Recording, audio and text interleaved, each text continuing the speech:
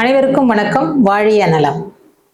குரு அப்படின்னு சொன்னாலே ஒரு சுப கிரகம். அப்ப இந்த குரு பகவான் தரக்கூடிய யோகங்கள் அப்படின்னு பார்த்தோம் அப்படின்னா, குருவனுடைய நட்சத்திரங்களான புனர்பூசம், விசாகம், பூரட்டாதி, இது மூணுமே குருவனுடைய நட்சத்திரம். பொதுவாகவே ஒரு கிரகத்தினால நம்மளுக்கு நன்மைகள் கிடைக்கணும் அப்படின்னு சொன்னா அந்த கிரகத்தினுடைய திசைகள் நடக்கணும். அந்த திசை நடக்கும் போது அதனுடைய முழு பலன்களையும் வாரி வழங்கக்கூடிய அமைப்பு அப்படிங்கிறது இருக்கும். அதே மாதிரி குரு பகவானுடைய பார்வை அப்படிங்கிறது, குரு பகவான் தான் பார்க்கும் இடத்தை சுபப்படுத்துவார், வலுப்படுத்துவார். இதுல சுபமான இடங்கள் அப்படின்னு சொல்லி பார்த்தோம்னா, சுப கிரகங்கள் அமைந்த சுப வீடுகளை அவர் பார்த்தாரு அப்படின்னு சொன்னா 1, 5, 9. அதே மாதிரி கேந்திர ஸ்தானங்கள் 1, 4, 7, 10 இந்த மாதிரியான இடங்கள் எல்லாம் பார்க்கும்போது அதனுடைய பாவகத்தை வலுப்படுத்தக்கூடிய அமைப்பு. இப்ப லக்னத்தை பாக்குறாரு அப்படின்னு எடுத்துட்டோம் அப்படின்னு சொன்னா, அந்த மனிதனுக்கான கௌரவம், புகழ், மரியாதை, அதாவது செல்ஃப் கான்பிடென்ட், இது எல்லாத்தையுமே வலுப்படுத்தி விடுவார். 4ஆம் பாவகம் அப்படிங்கிற மாதிரி கேந்திர ஸ்தானங்கள்ல 2வது கேந்திரம் அப்படிங்கிற 4ஆம் பாவகத்தை பார்க்கும்போது வண்டி, வாகனம், சொத்து பத்துக்கள், நிரந்தரமான வருமானத்தை கொடுக்கக்கூடிய அமைப்பு, இந்த மாதிரியான விஷயங்களை கொடுப்பார். 7ஆம் பாவகம் அப்படிங்கிறது நல்ல வாழ்க்கை துணையை அமைத்து தரக்கூடிய, மேன்மையான செல்வ வளமிக்க வாழ்க்கை துணை அமைத்து தரக்கூடிய அமைப்பு அப்படிங்கிறது 7ஆம் பாவத்துக்கு கொடுக்கும். 10ஆம் பாவம் அப்படிங்கிறது தர்மத்துடன் கூடிய நியாயமான வழிகளில் சம்பாதிக்கக்கூடிய, சட்டத்துக்கு புறம்பல்லாத நியாயமான அறம் சார்ந்த வழியில சம்பாதிக்கக்கூடிய அமைப்பை இந்த 10ஆம் பாவத்துக்குரிய 10ஆம் பாவகத்தை பார்க்கும்போது ஏற்படும். 5ஆம் பாவகம் அப்படிங்கிற திரிகோண ஸ்தானத்தை பார்க்கும்போது என்னன்னா, புத்திரர்களால் மேன்மை, பூர்வ புண்ணிய நன்மைகள். அந்த பூர்வ புண்ணியம் அப்படிங்கிற இடம் வலுப்பெறும் போது தன்னுடைய ஆசை, காதல், லட்சியங்கள், உயர்கல்வி, ரிசர்ச் ஓரியன்டான படிப்பு, இது எல்லாத்தையுமே பெரிய அளவுல வளர்ச்சியை கொடுக்கக்கூடிய அமைப்பு, அதை வலுப்படுத்தி விடக்கூடிய அமைப்பு. 9ஆம் பாவகம் அப்படிங்கிறது தர்மம், தர்மத்துடன் கூடிய விஷயங்கள், புகழ் பெறக்கூடிய அமைப்பு அப்படிங்கிறது, ஒரு மனிதனுடைய ஸ்டேட்டஸ் அப்படிங்கிறத உயர்த்தி கொடுக்கக்கூடிய தன்மை அப்படிங்கிறத இந்த குரு பகவான் தருவார். இது நெகட்டிவான பாவகங்களை பார்த்தா என்ன பண்ணுவார், அதையும் வலுப்படுத்தி விட்டுருவாரா அப்படின்னு சொன்னா அப்படி இல்லை. நெகட்டிவான பாவகங்களை பார்க்கும்போது அதனுடைய நெகட்டிவ் தன்மையை குறைச்சு கொடுப்பார், குறைபடும், அதனுடைய ஃபுல் ஃபோர்ஸ் குறைபடும் அப்படிங்கிற அமைப்பு இருக்கு. இப்ப ஆயுள் ஸ்தானத்துல பாவ கிரகங்கள் இருக்கு அப்படின்னு சொன்னா அதுக்கு குரு பார்வைப்படும் போது அந்த ஆயுள் பலம் அப்படிங்கிறது கொஞ்சம் நீட்டிப்பு கொடுக்கும், அதனுடைய தோஷத்தை குறைச்சு கொடுக்கும் அப்படிங்கிற மாதிரியான அமைப்பு.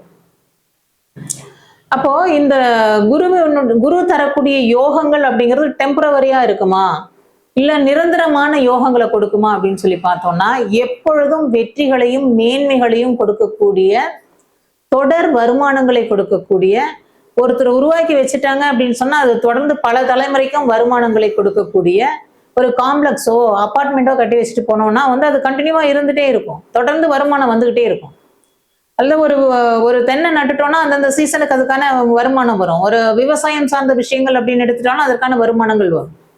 வாடகை வருமானங்கள், வாங்கி போட்ட சொத்துக்களால் வரக்கூடிய வருமானங்கள், அது நிரந்தரமா கண்டினியூவா ஒரு வருமானம் வந்துட்டே இருக்கணும் அப்படின்னு சொன்னா எப்பொழுதும் வெற்றிகளே கிடைக்கும். அந்த வெற்றி நிலைத்த வெற்றியாக இருக்கணும், தொடர் வெற்றியாக இருக்கணும் அப்படின்னா அதுக்கான அமைப்பு எப்படி இருக்கணும் அப்படின்னா, இந்த குரு பகவான்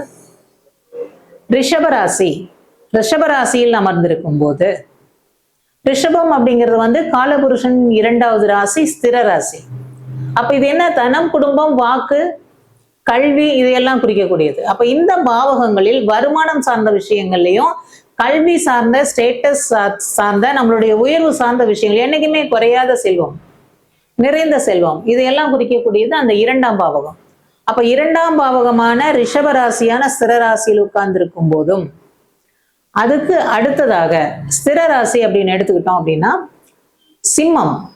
சிம்ம ராசியான நெருப்புக்குள், அங்க சூரியன், அங்க என்னன்னா அங்க சிம்ம ராசியில உட்கார்ந்துருக்கும் போது கௌரவம், உயர் பதவிகள், அரசாங்கம் சார்ந்த விஷயங்கள்ல பலன் கிடைக்கக்கூடிய, புகழ் பெறக்கூடிய, தொடர்ந்து இந்த கான்ட்ராக்ட் மாதிரியான விஷயங்கள் எடுக்கும்போது பெரிய அளவிலான சம்பாத்தியத்தை கொடுக்கக்கூடிய, திருப்பி அந்த கான்ட்ராக்ட் நம்மளுக்கே வரும். இப்ப அப்பா எடுத்தாருன்னா பையன் எடுப்பாரு. அந்த மாதிரி இந்த ரோடு எல்லாம் போடுறாங்க இல்லைங்களா, ரோடு, அரசு, PWD ஒர்க்கு, அந்த மாதிரியான விஷயங்கள் கான்ட்ராக்டா எடுத்து செய்யக்கூடிய விஷயங்கள் மூலமாக பெரிய அளவிலான பண வருமானங்கள் தொடர்ந்து கிடைக்கக்கூடிய அமைப்பை, நிரந்தரமாக நிலைத்த வருமானத்தை தரக்கூடிய, நிலைத்த ஸ்டேட்டஸை கொடுக்கக்கூடிய, நிலைத்த பெயரை குறிக்கக்கூடிய ஒரு அமைப்பை சிம்ம ராசியில் இருக்கக்கூடிய குரு பகவான் அப்படிங்கிறத தருவார். அதுக்கு அடுத்ததாக நம்மளுக்கு வந்து நிரந்தர ராசி, அதாவது ஸ்திர ராசி அப்படிங்கிறது வந்து என்னன்னா விருச்சிக ராசி.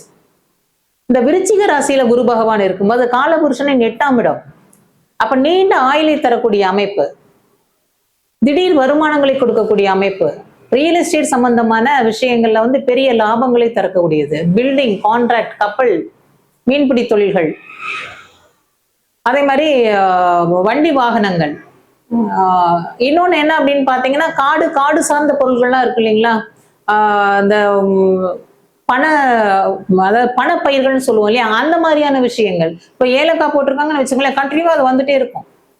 அந்த மாதிரி பணப்பயிர்கள்னு சொல்லக்கூடிய விஷயங்கள், முந்திரி, அந்த மாதிரியான காஸ்ட்லியான எண்ணெய் வித்துக்கள் இருக்கு இல்லையா, காடும் காடு சார்ந்த இடமும் அதன் மூலமாக கிடைக்கக்கூடிய வருமானங்களும் அப்படிங்கிற மாதிரியான அமைப்பு. அந்த மாதிரியான விஷயங்கள்ல பெரிய அளவுல ரியல் எஸ்டேட் சார்ந்த விஷயங்கள்ல வந்து திடீர் வருமானங்கள், ஆனா தொடர்ந்து வரக்கூடிய வருமானங்கள், திடீர்னு வந்து நின்று போயிடும் அப்படிங்கிறது இல்ல.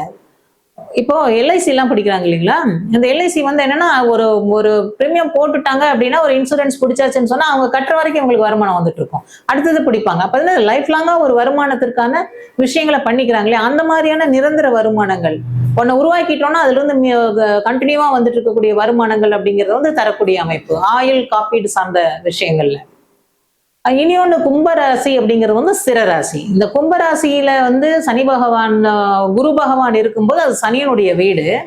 அப்ப இந்த கும்பம் அப்படிங்கிற ஸ்திர ராசி நம்மளுடைய காலபுருஷ தத்துவப்படி வந்து 11ஆம் வீடாக இருக்குது. நினைத்ததை சாதித்தல், நிரந்த வெற்றிகளை அடைதல், பெரிய பொருளாதார மேன்மைகளை ரீச் பண்றது, லாப மேன்மைகளை இருத்தல், அதாவது ஒரு வெற்றி வாய்ப்புகள் அப்படிங்கிறது அடிக்கடி வருதல்.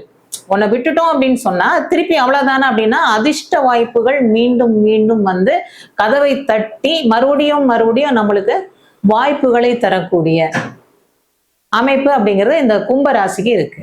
அப்போ குரு பகவான் எல்லா ராசிகளில் இருந்தாலும் குரு பகவான் இருந்த இடம் பால்னு சொல்லுவாங்க, அது ரொம்ப ரேருங்க. அதனால குரு வந்து எதையும் கெடுக்க மாட்டார். அப்போ சுபத்துவமான பார்வை தனது முழுமையான இடங்கள்ல விழும்போது அதை வலுப்படுத்தக்கூடிய அமைப்பு அப்படிங்கிறது, பாவ கிரகங்கள் மீது விழும்போது அந்த பாவத்துவத்தை வந்து குறைச்சு தரக்கூடிய அமைப்பு அப்படிங்கிறது குரு பகவானுக்கு இருக்கு.